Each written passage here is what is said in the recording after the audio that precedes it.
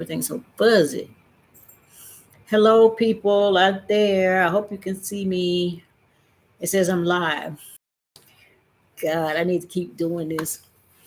I don't know. I had surgery on my eyes. Maybe a month, 6 weeks ago. But I had the cataracts done 4 years ago, both eyes, and then I couldn't see too well. Maybe 2 months ago, so I went to the eye doctor. She said I got a lot of scar tissues from the cataract surgery, so they went in and got rid of the scar tissue. But now, she said my eyes are dry. I have to put drops in my eyes like 6 and 7 times a day because you. It seems like I got these what they call them. I call them eye boogers. What it is, and it's just floating around, and I can't see everything. White look like a, a speckle of white. So I don't know. I hate to go back to the doctor and she go back and do that laser again, but that's what I've been dealing with. My sight. So I'm gonna try to talk a little bit. Um, I'm just talking. I guess I'm online. It says say something. They talking to me. Oh, anyway, what I want to talk about is the red string or the red thread. My daughter-in-law was talking to me about that. And this story about the string that you have connected to someone, that the string will always be with your life. You might leave this person, come back because of this red string. But in China, the Chinese version of it and the Hindu version of it says that this is for love, that you have these red strings. And I believe that. But I also think you'll get a red string just with people. And I've had that several times. I remember, I had to be about 16 years old. I was walking to church with my mother, walking up a hill, and there was this man washing his car with two beautiful little girls. And he looked like a Hispanic man. And in my mind, I said, oh, because it was in the hood. I said, why is this Mexican man over here? Well, he washing his car, has some pretty little kids. And my mother spoke to him. How you doing? He said, how you doing, ma'am? Blah, blah, blah. And we went on to here. But I was about 16 then. I think it was about 9 years later. Yeah, about 9 years later. I ran into the same man at a job. I worked with him. and he and we ended up getting together.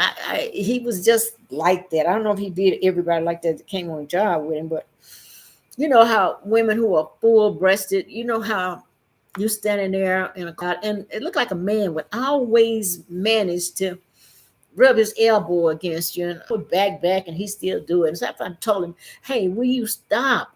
Leave me alone." But he didn't, and we ended up dating, and it was a mess. That's what it was. But we dated for almost 20 years, and I went through some hard times. I still recognize he was that man when me and my mother was walking up the hill. I did not remember that. I hadn't associated it. But he made a way where I could live in that very house where he was washing the car. And I lived there because I was going through some things. And one day I was in the yard and I saw some people walking up the hill.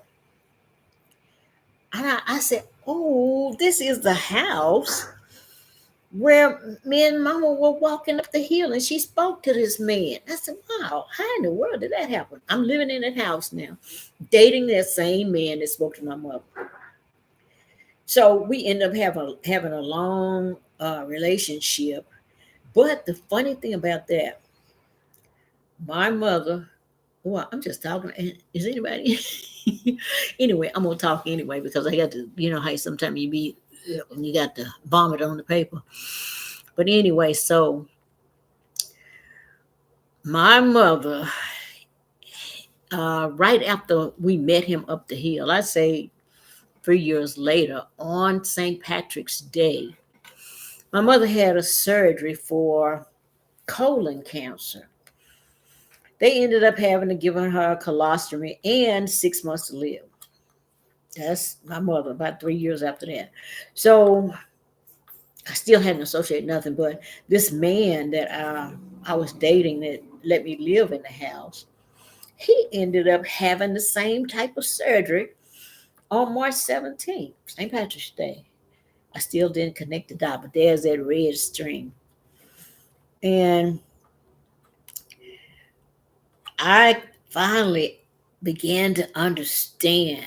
And because the relationship was strange. The wife knew about our relationship. She would even cook dinner for us, and she would say, "Mary, go fishing with him. Go here. Go to the casino with him." I don't feel like it, and so I would go. But he had this surgery on the 17th, just like my mother did, St. Patrick's Day. The doctor gave him 6 months to live, just like they gave my mother. And his wife worked in the daytime, and I had to shop. So I would always go over and take him some food. But in the last days, he was about to die. We were sitting there one night, his wife, me and his wife, all three of us sitting there in the living room. And it just hit me all of a sudden because he had a lot of stuff in the garage in his shop, and piled tools and everything.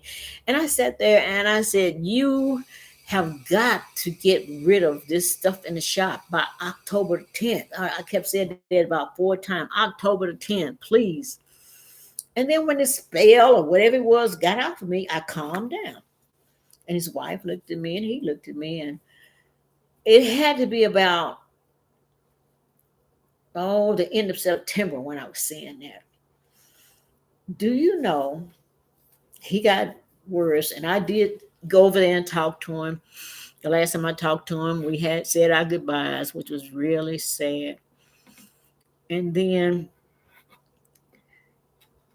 they ended up putting him in the hospital because he died. He's there dying. And they wanted me, his wife wanted me to come see him. I told him no, I had already said my goodbyes. And here it is, October the 1st, 2nd, 3rd. This man hung on. He hung on in there.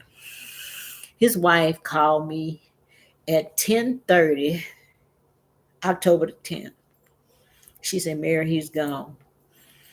And all I could do was cry because I didn't understand that thread.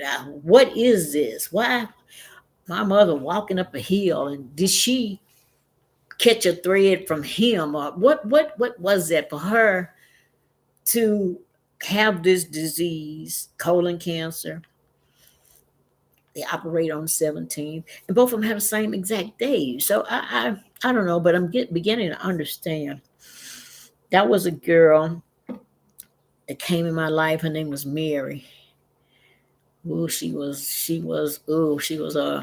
a street girl. She's about 8 years older than me, but she was a real bad crack addict.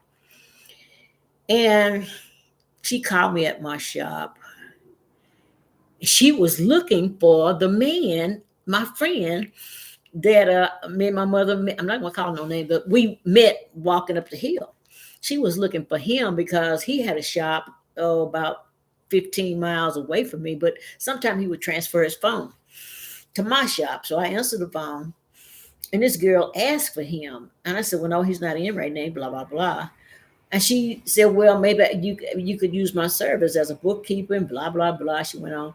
I told her no, I didn't have that kind of money, but I would give the message to the man you was trying to call because I'm answering his call. So she said, well, she got to talking about how God had delivered her from drugs, blah, blah, blah.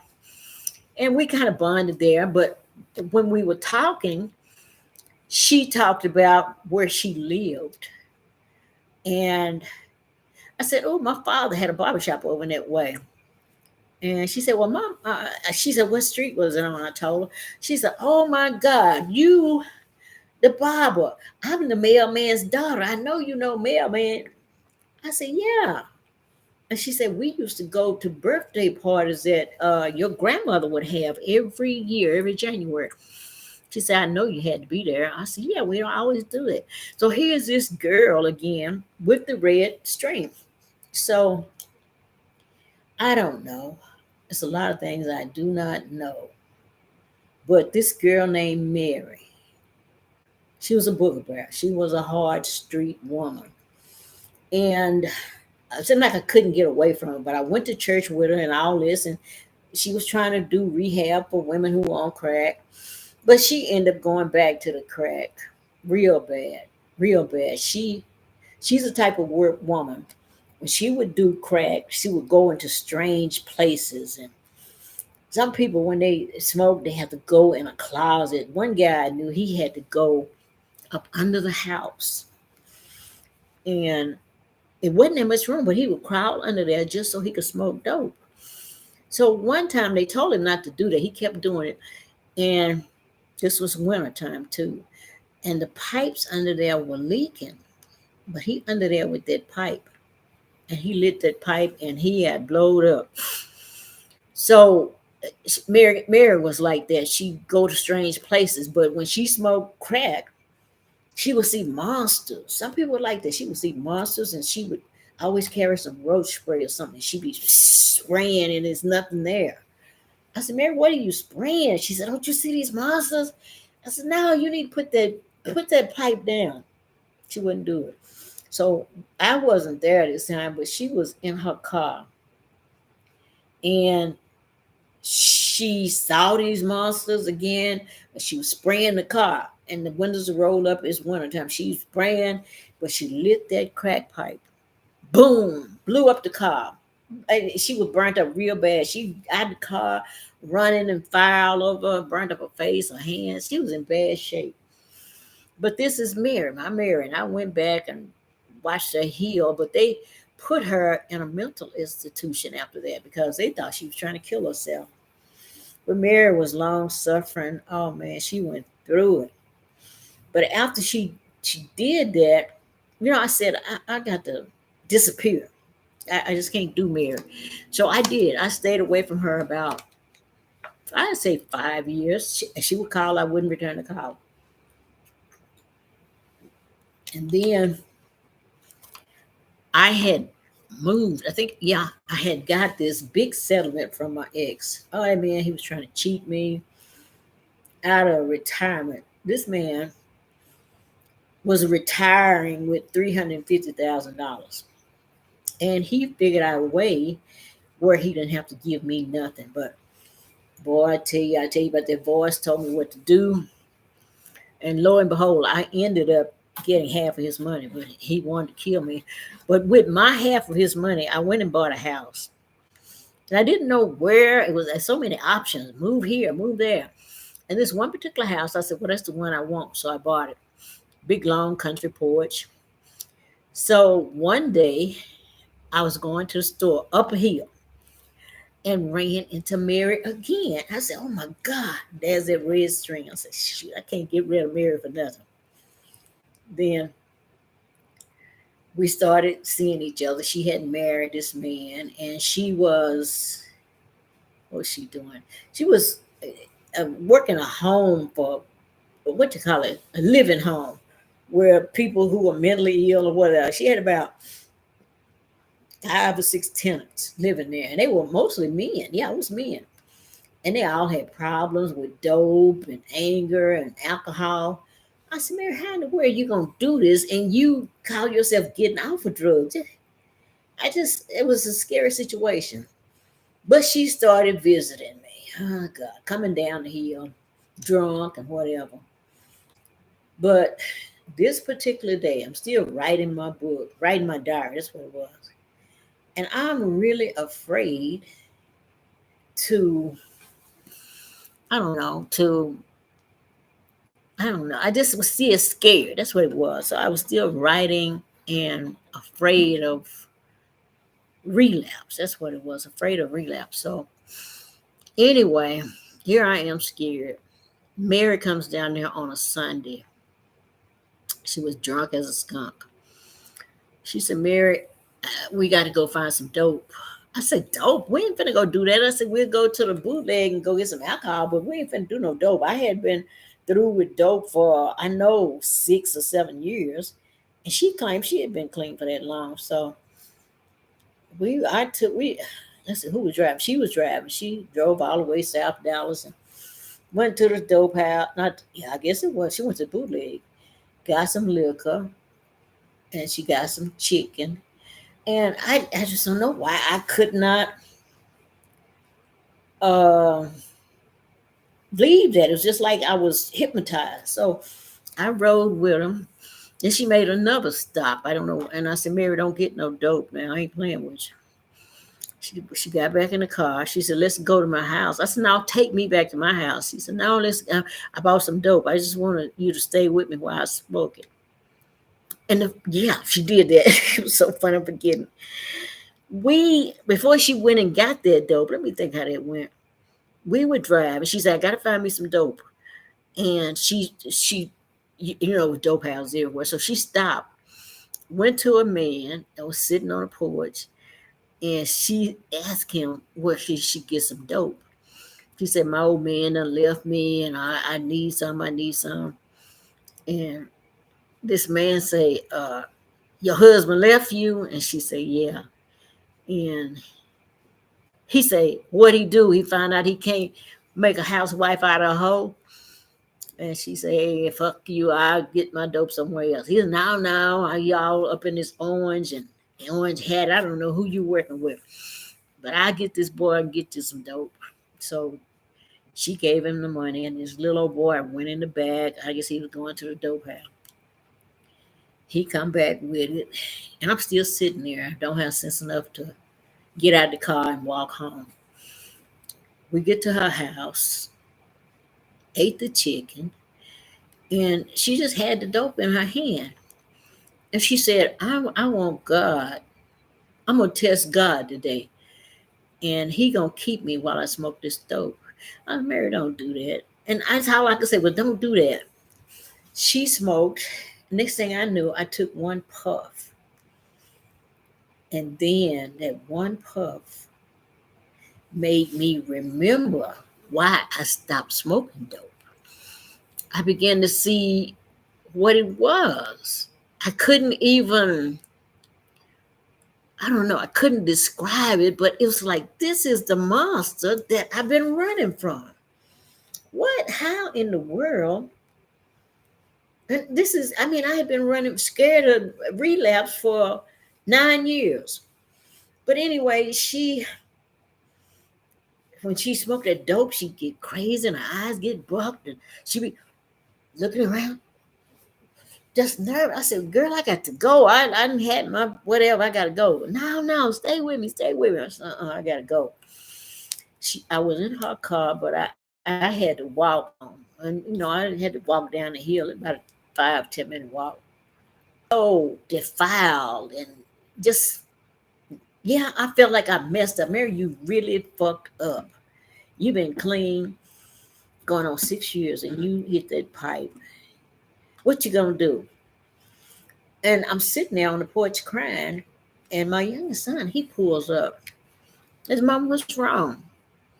I said, honey, I did it. I messed up. Now, you know what you're gonna have to do? That bitch coming back. You gonna have to finish this diary. We're gonna make it into a book. I told you that. You're gonna have to make her as a character, because she coming back in your life. She's a character that's gonna take you out of hell. I'm sitting there crying on the porch. He said, yeah, you gonna do it. He said, you bet not smoke no more dope. I was just, I surrendered and took the place of a child. He said, now you watch out. She coming back. And I cleaned up my face and I went on. That was like on a Sunday night. That Monday night, she calls me again. Mary, I need $20. I said, Mary, I don't have no money. Don't call me back no more. So, yeah, they were there. And I had cooked some chicken that day. And they said, my mama, you fried the best chicken. So it was eating on. So they said that night, his mom, we're gonna go shoot some pool and blah blah blah, something to get into. And last thing I told him, I said, "Don't be drinking and driving. That's the main thing. I don't want you to do that." And yes, ma'am, we ain't gonna do it. And the I closed the door when they left, and I saw them pull out the driveway, and I saw them through the curtain, the light through the curtain. And I was walking away from. I had just locked the door and walked away, and then I turned. The next thing I see, lights coming back in the driveway. I said, "Oh my God, what did they forget?" So I heard a little bitty knock, and I knew it was them, and I opened the door. There was Mary at the door. I said, "Nah, what? Yeah, yeah. Me and him just looking for a place to smoke." I said, "You and this man? Who is this man?" It was one of her residents at her home. "We just want a place to smoke. We just want to smoke." I said, "No." And before I could, here I go, surrendering again. I don't know what that was. I was hypnotized. I couldn't move. Mary and this boy both got their way in my house. There I go, surrendering again. But in my mind, I knew it was something that I was supposed to see. And I thought I was healed. I said, "Wait a minute, what am I afraid of?" So I relaxed. I said, "I ain't afraid of no dope." So she knew the layout of my house, and I was washing clothes in the garage, and she led this man on to the garage, and I followed him. And I had some furniture there because I was working doing upholstery in my garage then. So she sat down and laid the dope and started smoking. I'm standing there watching. This boy, he was a white boy. He was with her. He was shaking and trembling. "Come on, Miss Mary, give me some, give me some, give me some." And I'm standing there watching him. And she hands him the pipe. He started trembling and sweating, and oh, I was just watching him. So she started smoking again. And then the dryer, that was a washing machine. The washing machine switched cycles and started banging. It scared her to death. Her eyes got big, and I never seen sweat just roll down. She was, "Oh my God, oh my God." And if I thought if I didn't open the garage, she was gonna just have a heart attack. So I pushed the garage door button, and the garage door just let up. I say, "Hey Mary, y'all, the party is over. I seen what I need to see, and y'all gotta go." So then Mary, she went in her purse and took a big rock. It was about $100 piece of rock, rock. She left the machine. "I'm leaving this for you because you're my friend." I said, "No, you take that shit with you. Take it with you." She looked and took the crack, walked on out in the driveway into the night, and they got in the car. And I'm standing out there. I had told the boys before they left, I said, "Y'all take the trash and put it to the curb before y'all go." Did they do it? No. So when they pulled out, I got the trash can, and I felt light. I just felt light, like wow. It was the victory. That was the real victory. The war was over. It was over. So I pushed the big trash can to the curb, and I stood there, and I looked up, and here come a shooting star. And I tell you, in my life, I've only seen two shooting stars. That's and this that night, and I could say all I can say was, "Oh my God, look at the healing." And when I think about that, that was that red string, the red string, and I saw Mary off and on after that because she got real sick. She started falling, and she needed somebody to help her, but I couldn't save her. I couldn't save her. And I was in my mind, I said, "Why did this woman come in my life?" And I said, "Why did I buy that house?" And I only stayed there for 6 years because times got harder. I hurt myself, and I couldn't keep up with the upholstery jobs like I wanted. So I ended up selling the house. And I used to wonder, I said, God, why did you bless me with a house like that? And then I end up having to sell it. And then the spirit, Layla, my God, whoever whispered to me, say, you needed to be there to claim your healing and the victory. I thought I needed to be in that particular house to run back into Mary so we could have that final battle. And the funny thing about that, in the book that I wrote, Going Home Another Way, which was my diary, I don't know why I did this. That when I was writing about the day Mary came to my house and we were going to the bootleg house, and Mary put on, she said a prayer. She put on some orange earrings, an orange dress, orange sandals, and an orange sun hat. And I told about that in the book. And my friend's son, he gobbled that book in one day. He said, Miss Mary, you don't realize what you did in that book. I said, what did I do? He says, when Mary put on all that orange, that signifies a battle. I said, it does. He said, yes, that she was going to battle. And I said, oh my God. So all these symbols in this book. And then he was talking about me. He said, you have a problem with the male authority. And I said, wait, Ken, wait a minute. Come on, I thought you were going to be on my side. He said, no, it's not bad. He said, but when you wrote about how you and your daddy had that fight and he busted your mouth and you scratched him up, he said that was authority and you would not let them take it away from you.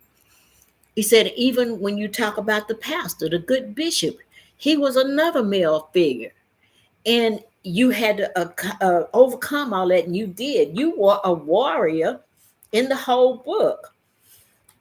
And I just said, wow, I was. But to listen to somebody else's critique of a story is good. And I said, well, I never thought. He said, why did you do that?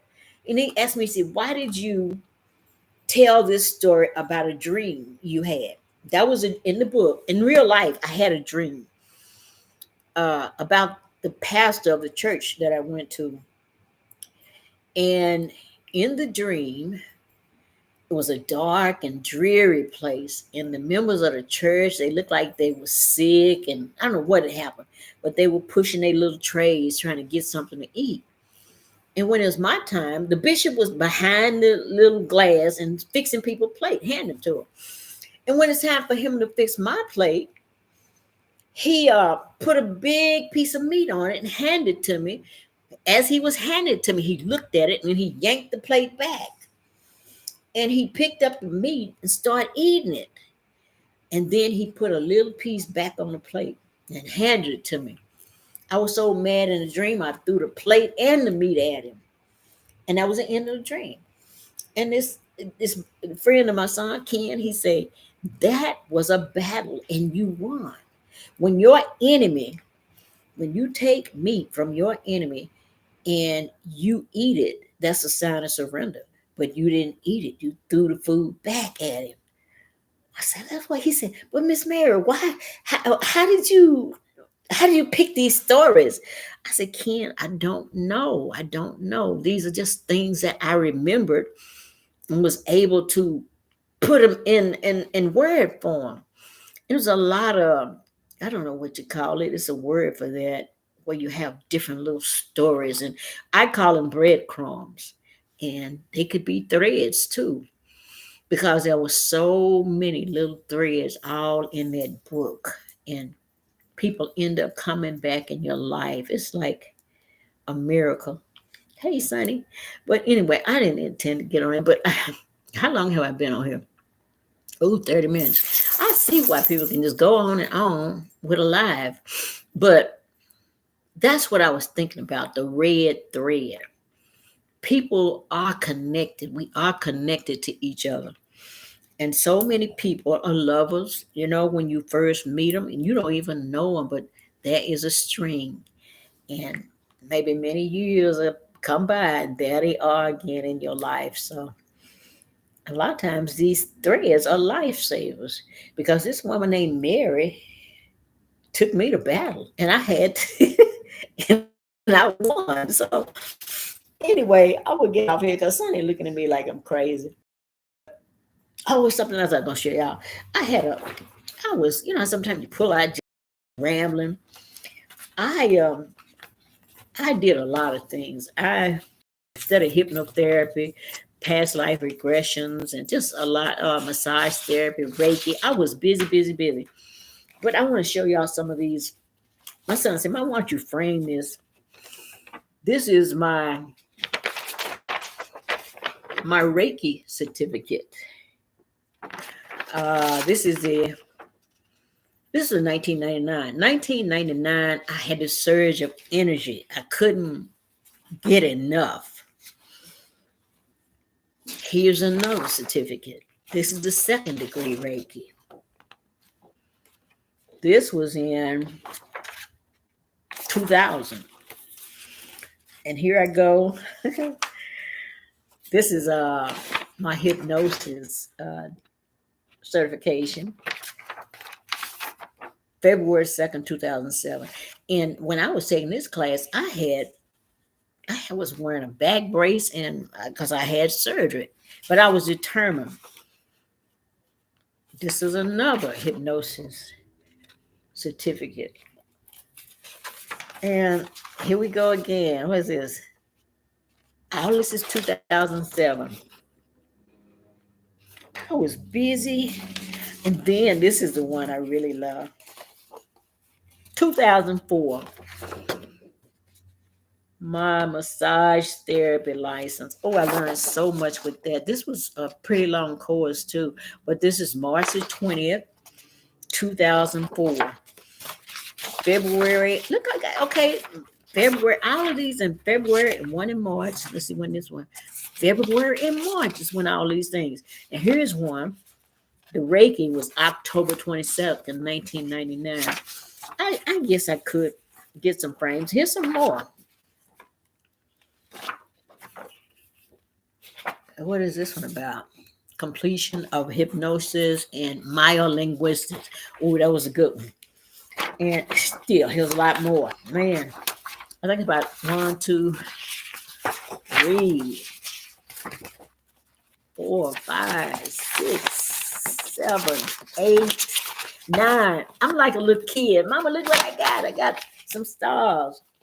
But I'm gonna frame this, and I say I am, but but I stumbled upon this, and this is something that I did, and I even had people who wrote letters about me doing hypnosis on them. Let's see what does this one say. She says, February 2nd, 2007, to whom it may concern, I recently had the referral. You would, in case you had a client and need a referral. She says, I recently had the privilege of spending time with and getting to know Mary Childs. As an author, she understands the power of words and the importance of the meaning they carry. She brings this ability to her practice as she guides you to achieving your personal goal. I would like to offer my recommendation for her hypnosis practice. So here's another letter. Can't find from Bonzo. It was I got a lot of letters scattered, but I had about 4 different letters. Another one says, just a short thank you for the emphasis put into my hypnosis induction. It was a wonderful experience. Listening to your soft voice made me sleep and dream. You transported me to another planet. I was seeing myself in a paradise. I never thought that I could be able to relax. Now, thanks to you, I've met my goal. I sincerely appreciate your help. I wouldn't hesitate to recommend your services to any of my friends or relatives to be seen by you. Sincerely, Sylvia Rivas. I had about 7 or 8 letters, and I only see two in this envelope. But I'll find. I don't want to be what to say or wagging my tail and all that. But I said it's a poor dog that won't wag his own tail. But this is just me talking about because I found this stuff and I said, oh man, and I was thinking about the red thread my daughter-in-law told me about, and it's just amazing when you think about these people that have crossed your path and you run into them again. And because I knew a guy, he had dated a girl when he was in high school, and they ran back at each other recently, and he's like 74 maybe, and they got married. And she told him that you dated me in high school. He couldn't. He said, well, that didn't happen now, huh? And she pulled up a picture, and they're both of them together laughing and hugging each other. So he said, my God, how did I forget you? And she said, yeah, you are the one. And they end up getting back together. So this happens all the time. But I was going to talk about the red string. I mean, I'm going to get off here, and I will talk to you guys later. Thanks for coming. Bye bye.